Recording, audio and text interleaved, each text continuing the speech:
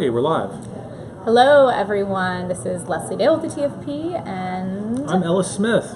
And we are talking a lot of development and politics, and in this case, they kind of go hand in hand. Gerald McCormick, a developer, also better known as a Tennessee House Majority Leader, expected to not run for re-election, and that's the announcement he made. As the Majority Leader, yes, as the Majority Leader. He'll still serve in the legislature, but he's not going to be the leader anymore. So that's unexpected to many people, and people are asking why. So we're going to tell you what he has to say about it. He was kind of vague. Yeah. He said, I'm not going to pursue power for the sake of power. This was a very colorful character. He developed, not everybody knows, but he developed the Fleetwood building, helped develop the Fleetwood building here, which was an old coffee company here on 11th Street in the Innovation District. And that was a big task, a big chore. So he's been in real estate. I assume he'll probably have more time for more of that now. But he was a really colorful character. We have some quotes here collected by Eric Schelzig of the Associated Press. This one's pretty strong. Yeah. What he said when he resigned was, "Power for the sake of power should not be the ultimate goal of anyone's public service. Good governing should." So he's saying the right things there. But he's been more colorful in the past. He once, after the GOP-controlled Georgia legislature, a lot of you remember the water wars, passed a resolution to move the border with Tennessee. He said, quote, "They're idiots," unquote. And then in 2009, a red-faced Gerald McCormick told Speaker Kent Williams, quote, "You are a disgrace to this state, pal. You are a disgrace to this state." Repeated it for emphasis there. So much different quotes from him now, saying, "I am honored to serve the citizens of the House District 26 as a representative in the Tennessee General Assembly, and I intend to maintain a strong and intensified commitment to the issues affecting us locally and statewide." So a much different tune. Yeah. He's always been. He can alternate between being very direct and very eloquent, as anybody who is in Nashville can tell you.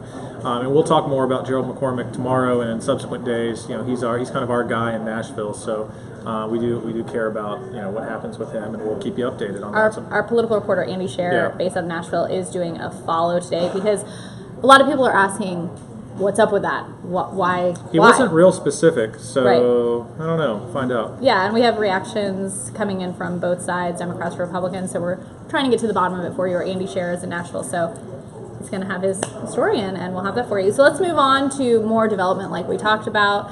We just came off our Facebook Live on our Chattanooga Times Free Press page on Market and Main Street's historic district, which Cornerstones has been preserving these endangered buildings for nearly 30 years. So we have video of the ones we're talking about. There's a project in the works potentially called the St. George Hotel, which is directly across the street from the Choo Choo on Market Street. So we spoke with the woman Marta, who bought that property, who has a connection to Chattanooga but has lived all around the world. We talk about those plans and also talk about the other buildings that have been preserved downtown, like the building the terminal's in has a really amazing story behind it. Yeah, that's a crazy building. Yeah, they had to. A lot of you guys see these brick buildings, these old buildings. You're like, oh, that's so cool. But there's so much work that goes into that. The terminal was falling down. It couldn't stand up on its own. They actually built a steel structure inside of it that, inside the building, they built another building within a building to hold it up, so they could keep that beautiful brick and that interesting shape that you see that everybody notices when they drive into Chattanooga through Market Street. So each of these buildings has a huge story behind them, and Cornerstones is a big part of that. They've got an event coming up, Wine Over Water. October 1st. Drink wine on a bridge legally. And that is another historic area. They're going to have it on the historic bridge, the walking bridge, which is one of the longest walking bridges in the world. So that's what they tell us. Yeah, that's what they say. But a lot of people, when you have these fundraisers, don't realize where the funding necessarily may be going, and you can actually see where it's going.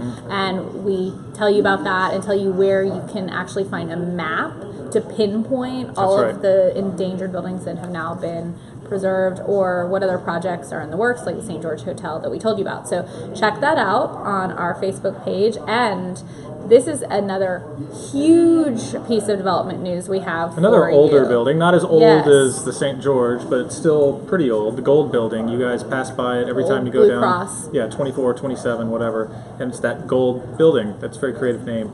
And it's got that sort of gold hue. And nothing's really, Blue Cross was in there, and then they moved out, and you guys know they live up on the hill now. Cameron Hill, yes. Yeah, so they We all have see it. their mountaintop retreat. Yes. So they no longer need the Gold Building. Well, the DeFore brothers, who did the Embassy Suites over on Shaliford Road, Gun Barrel Road, you guys have seen that Embassy Suites there. They've bought more than $100 million of commercial building projects Yeah. in East Brainerd and Hickson. They do a lot.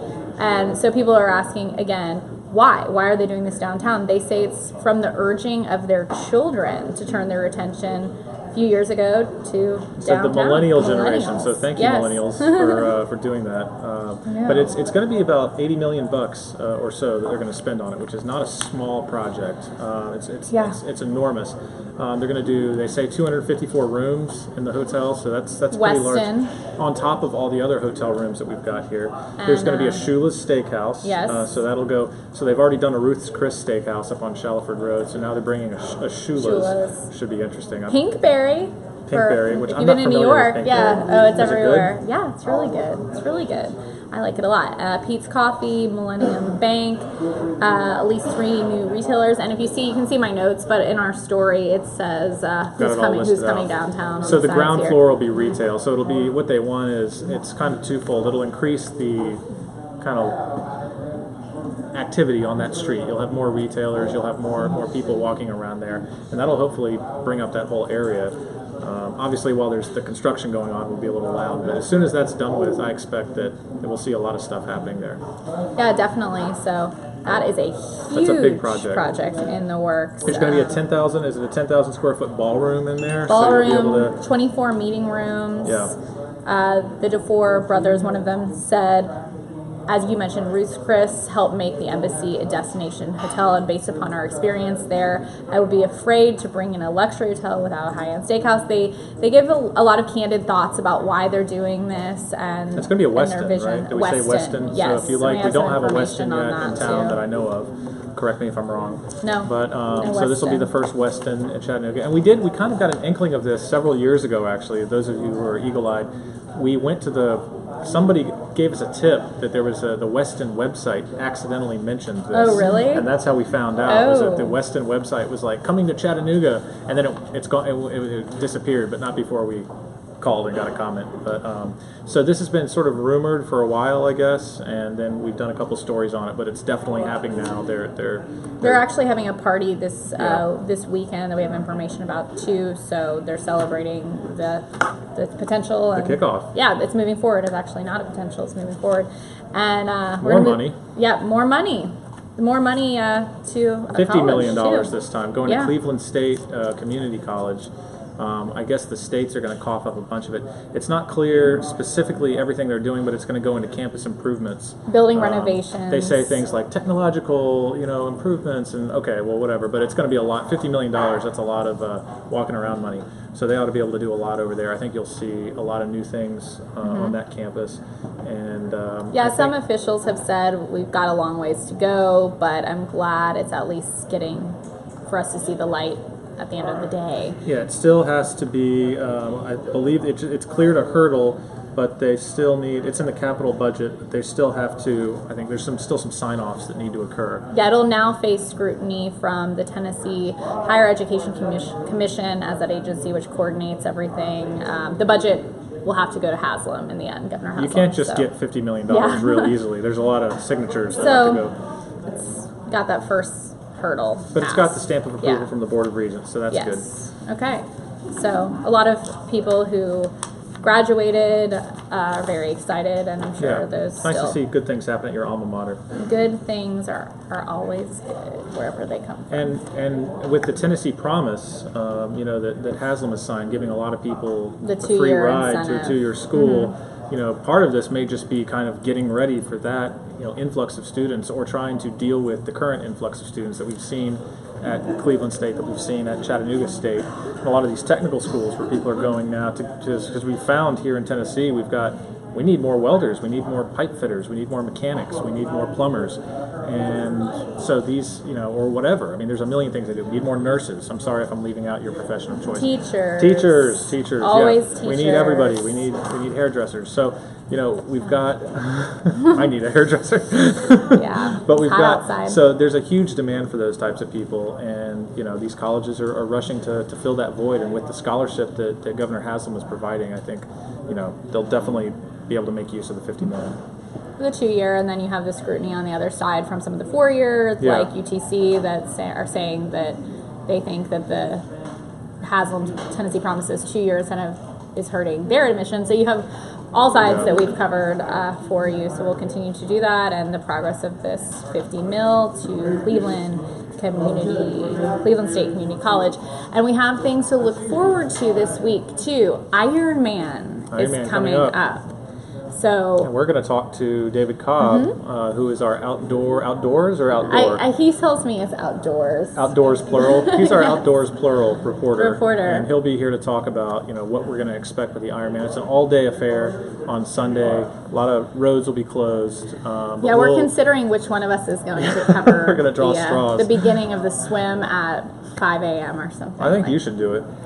But it's going to be great. So yeah, you're going to have so much fun. It's going to be so much fun. Yeah, I'll just jump in the water too. Just no big deal. Rinse off. Go ahead and take your shower. Defying the odds of doing an Ironman without training whatsoever. It's going to be not fantastic. a good idea. It is going to be really exciting. There's always exciting things that happen, and in the past there's been also some little oopsies and some dangerous things. We'll cover those as well. Keep you apprised. Hope it's not too hot. I hope it's not too hot as well. It's really concerning when they do these things. They're going to go from way up the river all the way down. They're going to end up biking down to Chickamauga, swimming the river, running a marathon, and then they'll be finishing up at the water park. So yeah, just swim a few miles, bike a few miles, run a quick marathon, and then you're done. It is truly amazing. I was thinking of doing it, but I don't know. Really? I don't know if I want to. I might. Yeah. We'll see. We'll see. We'll cover that for you. And then we have Music Wednesday coming up. Our entertainment reporter, Casey Phillips, is working on that for us. I think it's a really interesting artist this week, so you'll have to stay tuned. And then we have our football preview on Thursday. So a lot of good coming to you with all this development, too. Again, if you want to hear the plans for the new potential St. George Hotel in Market, Maine, across from the Choo Choo, go to our Facebook page, and I'll be there for you. And we'll have that on our YouTube page shortly. As soon as I'm done with this, I'm going to put that up. So all the digital stuff. That's what we're doing for you. Okay. Thanks, everybody. I hope you're getting gas still, too. Yeah.